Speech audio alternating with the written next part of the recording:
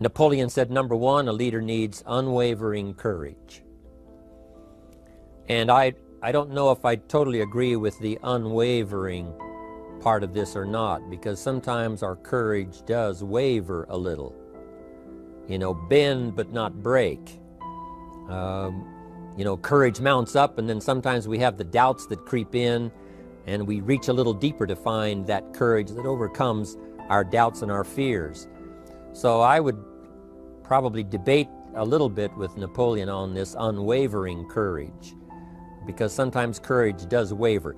But as long as it stays, as long as in the end there it is to serve you, the courage to do what you didn't think you could do, the courage to step into territory that might be a little unfamiliar, the courage to talk to somebody you don't know, the courage to attempt conducting a meeting, the courage to give your first testimonial, the courage to, you know, solve problems you couldn't solve before, that kind of courage. The courage to stand up when it's sort of dark in your corner, the courage to do it when it isn't going your way, seemingly. The courage to try to have a good day in the midst of a bad day, that kind of courage. Wavering a little at times, yes, because we all have doubts that attack us. We all have small fears that creep in. That is the nature of life. But that's what faith is all about. That's what courage is all about. To serve us when our doubts will not serve us well. Faith to overcome fear, and courage to overcome our doubts. But that is a good quality, a good attribute for a leader, and that's unwavering courage. Second, Napoleon said, self-control. That, of course, is the very essence of life itself, is self-control. Because we all have this warfare going on. You know, it's going on in the world, the warfare between liberty and tyranny. In our own body, the warfare between health and illness, the struggle is on. The struggle between light and darkness, the struggle between good and evil. I call it opposites in conflict. And as soon as you're born into the world, as soon as you find yourself and discover yourself on this spinning planet headed somewhere, you know that this exists. To be a civilized society, we must drive the dark side of our nature into a small corner and let the positive side flourish. Early, we must learn to exercise self-control. Power is a wonderful thing, but it must be exercised properly. It must be exercised to benefit and not to destruction. So self-control is certainly necessary to be a strong leader, so that you can become the best example. The example of having your temper well managed, to having that dark side of your nature under control. The best example of choosing wise words and not being careless, that kind of control. Control of your appetite, control of your desires, so that they fit into the positive side of life and not the negative side. Self-control, very important. Then he said, a leader must have a keen sense of justice. How very true. Justice we become familiar with, you know, even when we're small. When certain things that happened or were done to us that something told us that wasn't right. Someone did us wrong. We have that sense of right and wrong, and it starts very early. Then we have to have that sense of utilizing what's right and what's wrong so that we develop this sense of justice, this sense of being fair, this sense of being on the positive side, on the right side. To minimize a person's mistakes, they need to have this sense of justice. We have to have justice when we're building an organization. You know, what's fair, what is a good balance. The marketing system that Mark put together has to be fair for everyone. If you have a customer and you take care of that customer, someone else cannot come along and take that customer. The same is true with the distributor. Certain rules and regulations, so that all of us have a chance to fit within this framework of fairness, justice, and what's right. Otherwise, enterprise cannot work. Otherwise, we have what we call, in a political sense, anarchy, where there is no justice, when might is the order of the day, power is the order of the day, not the law, not the rule, not what's right, but power. And we would all dismiss that. It's been a catastrophe in the last 6,000 years, the governments that resorted to power instead of democracy, that resorted to intimidation instead of freedom. And we all know the terrible toll that that takes. But it takes a toll not only politically in a country or politically around the world, but it takes a toll even in enterprise. It takes a toll in school if a teacher is unfair. It takes a toll in working on a team where someone is unfair, or where the leadership is not fair in the administration of justice. So this is true, a keen sense of justice and what's fair and what's right. Part of this we have to learn as we go. You know, you don't have it all the first year. You haven't got it all the second year, the third year. After all the years that I've, been around, both as a human being and as a business person, we're still, even at these years, trying to decide what's best, what's fair, what's right, to give balance to our life and to build on a firm foundation for the future. So I agree with Napoleon. Good idea. A sense of justice. Here's another one, he said, definiteness of decision. Indecision is the thief of opportunity. If you don't decide, the opportunity could slip away. If you don't decide what you're going to do today, the day could get away and you're not very effective. I talked about in my recent travels about time management. And here's one of the best ideas of time management. Don't start the day until you have it finished. Is it possible to finish the day before you start it? And the answer is yes. If you don't finish it to the best of your ability, have some idea, some good plan, sure enough, the day escapes. And in the morning you say, let's see, what should I do now? In the afternoon you say, hey, time's getting away from me, what should I do now? And now most of the day is lost. Most of the day escapes not being utilized and doesn't work for you simply because you didn't make those decisions early, at the early part of the day. The decisions we make in the early part of our life sometimes last for a lifetime.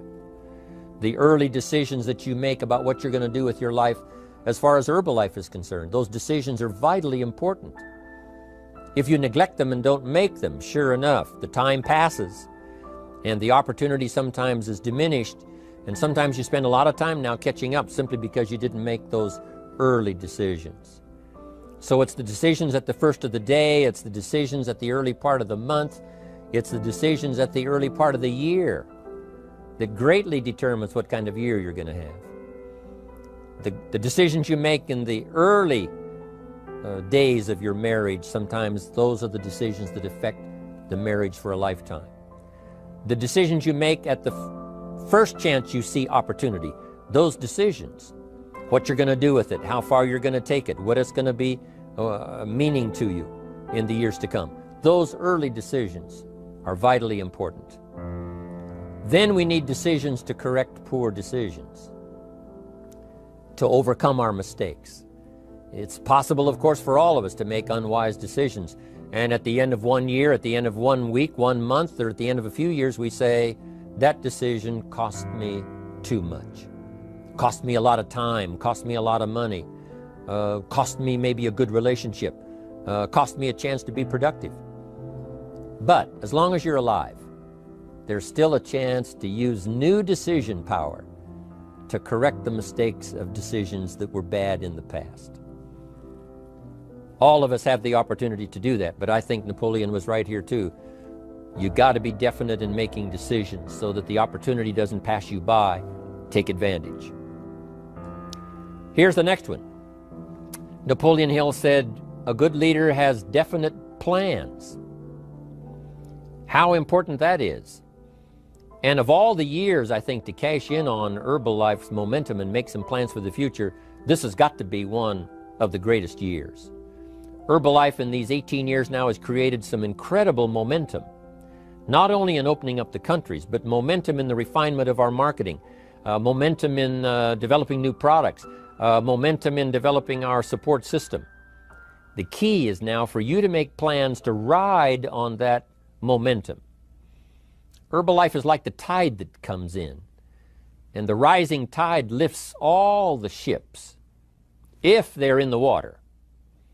If your ship and your boat is not in the water, even though the tide comes in that would lift all the ships, if yours is not in the water, then it doesn't benefit you. So here's what you should do. Have the same intensity to make your plans for the future as Mark Hughes has. As the President's Team, Chairman's Club especially, make the plans for the Herbalife Company future, you've got to now make your plans. Don't let this momentum pass you by. Don't let this momentum go uncashed in on. Don't let it be like a lost cause for you. And maybe you've, because of the lack of plans, have lost a month or two, or you've lost a week or two, or maybe you've lost a year, and you were 10% effective instead of 100%. Now's the time to change all that and start making some plans. Your Herbalife plans, they're vitally important. You might as well cash in on the Herbalife plans for world expansion, the Herbalife plans for expansion within your country, the Herbalife plans for the expansion of the business, the incentives. Cash in on that, capture that, and say, I've got to have some plans that match Herbalife. Not necessarily match Herbalife in numbers, but that can match Herbalife in momentum, that can match Herbalife in cashing in on the opportunity, your plans for Herbalife expansion. You got to have some plans for your family, right? You got to take your family along, don't leave them out. One of the challenges all of us have in making our plans is how to balance everything, to make sure that we don't regret at the end of the year, I spent too much time on that. I spent too much money. And then if you have, say, how can I not do that again? And construct some better plans so that you won't have any regrets at the end of a year to come, 5 years to come, 3 or 4, 5 years to come. Definite plans. The plans for the use of your money. One thing I've admired about Mark Hughes since I've met him all those years ago, once he started becoming successful, he had a splendid plan, not only for his personal success in terms of financial security, but in terms of the company. Because Mark has to look after the company and make sure that the company is secure, that the company has plenty of reserves, so that no matter what happens around the world, and when you're doing business in 37 countries, you can imagine what the challenge is to make sure the plans for each country are there, the backup plans, the financial plans, as well as products and opportunity and marketing. It is a challenge beyond comprehension to most of us what kind of planning that takes in terms of trying to make Herbalife secure for the future. I described it in one of the summit classes as Mark takes the same pledge that the President of the United States takes, and that is to preserve and protect and defend the Constitution, says the President. But Mark has to preserve and protect and defend the company to make sure it's viable, not just in America where it started, but all around the world in each country. It's an awesome responsibility. But now for you, your plans to be financially secure. If you're starting to make some big money in Herbalife, I'm telling you, you got to have a good plan for your resources so that you find yourself secure regardless of what happens. I agree with Napoleon here. You got to have good plans. One more on plans, and that is the plan for your personal development. The plan to be better this year than last year. The plan to take the classes, attend the workshops, do everything you possibly can to show personal progress, not just financial progress, not just the progress of having one more car or one more home, but the progress of personality, the progress of communication skills, the progress of recruiting skills, the progress in how to deal with people, progress in using your influence so that it multiplies its power by 5 by 10 versus what it used to be. You need those kind of plans. A plan for personal growth, personal development, a plan to be all that you can possibly be in the years to come as you develop your Herbalife business and your life business and your family business, all of that. Got to have good plans. Next, Napoleon Hill had a good saying. It was something my father had and passed it on to me as a good philosophy, and here's what he said. A good leader has the habit of doing more than what he gets paid for. What an incredible philosophy this is. The habit of doing more than you get paid for. It's what we call the service that you put out like seeds in the ground that doesn't bring the harvest immediately, but the harvest is yet to come. It's called like putting out the capital in capitalism. Doing more than you get paid for means that you're getting ready for the next move up. Because if you do more than you get paid for, you've made an investment. The average person might think if I do more than the company requires, then they're ripping me off. I'm not getting paid for that extra time, that extra attention. But you must not view it that way. You must say, I'm getting there a little earlier, staying a little later, as an investment in my own personal future. Because I want that kind of reputation. I want that kind of philosophy to work in my life. Do more than you get paid for. And this philosophy works incredibly well in Herbalife. You make the Herbalife sale of the Herbalife products. Now you must do more than you've gotten paid for. Right? They've got the product, you've got the money. But you can't stop your investment there. Now you must develop the investment in time, effort, and energy in turning that new customer into a testimonial. And sometimes that's the most difficult work, the work after the sale. Because the sale might be fairly easy. Someone says, hey, I've been looking for this product, I need it, here's my money. But now you've got to stay with them, make sure they don't just buy the product, but that they use the product. And that they don't just use the product, they keep using the product. That's the work after the sale. But if you learn to make that kind of an investment and do more than you get immediately paid for, the payoff in the future can be fantastic. Because as we all know in Herbalife, what really pays off is not a sale of the product. What really pays off is a testimonial. A testimonial that gives you more sales than you can keep up with. A testimonial that takes you places you could never go by yourself, introduces you to people you'd never see on your own. That kind of investment is so powerful. So you do more than you get paid for up front. It's happened for me, making the investment. When I first started lecturing 36 years ago, I talked to high school classes, college classes, service clubs, and I gave it all away. I went and talked for free. Someone said, Mr. Rohn, would you come and do this breakfast talk? I said, sure. Could you do this luncheon talk for this service club? I said, of course. And all of that in the beginning was for free. Primarily because I'd made my fortune, I didn't need the money, but I did it for free, but look what it's made for me by giving that kind of service in those early days. And finally it led to business and led to an enterprise. And I was giving the seminar all those years ago here in Los Angeles, and Mark Hughes was in my audience. So what you don't get paid for, don't worry about that. Just render the service with the vision of the future that it'll come back multiplied if you have this kind of habit, this kind of philosophy.